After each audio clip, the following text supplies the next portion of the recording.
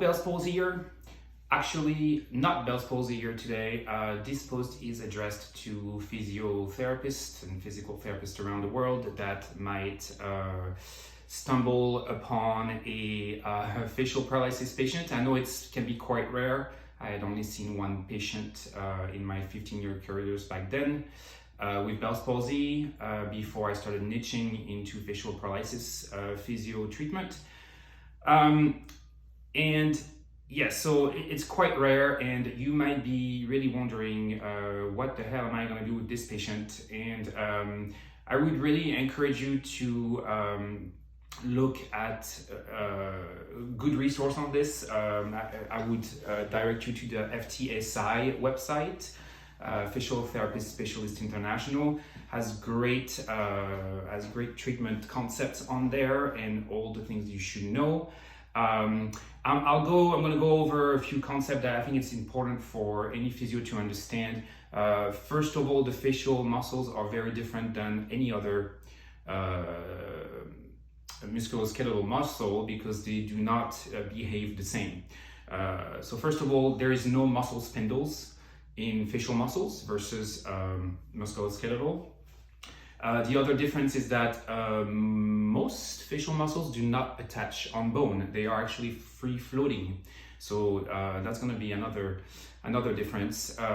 The other thing would be that they actually do not start atrophying when they are paralyzed until at least a year, which is very different than other muscles that start atrophying almost right away. So the concept here is that with facial muscles rehab, it should be slow and control, and it's all about that motor control versus when you are trying to regain strength of a triceps or a quadriceps, for example. You're just going to have to load this, load, do some reps in order to get something out of it. With the facial muscles, it's very different. If you start, please do not give active facial movement in the flaccid paralysis stage. If you get to see a patient that is still in that stage, the very early stage of facial paralysis, do not give them active movement. There is absolutely no point to this. If they don't have any nerve signal to these muscles, you will not be able to get anything out of it, and it's a waste of time.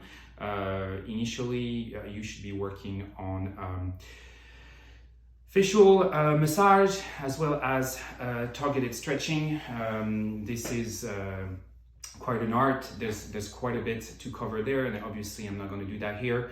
But again, that is something you can look on and get more resource on the FTSI website.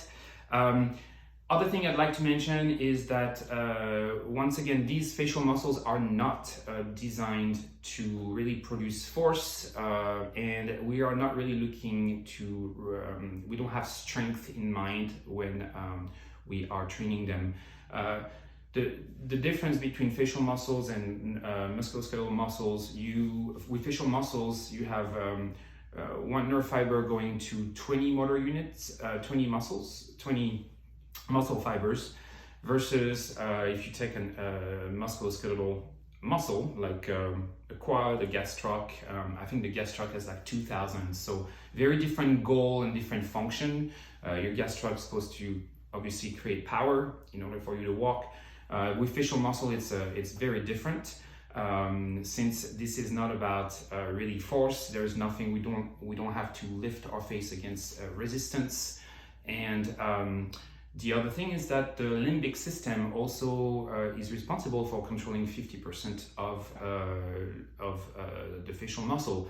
So with emotions, those you do not have really control over it. Our face will show our emotions with what's going on in our world without us really thinking, oh, I'm gonna smile right now. So that's, I think, one very important differentiation to understand between musculoskeletal and facial muscle.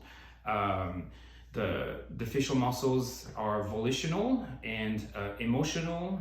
They use that input, versus the skeletal muscles, once again, just using volitional mainly. So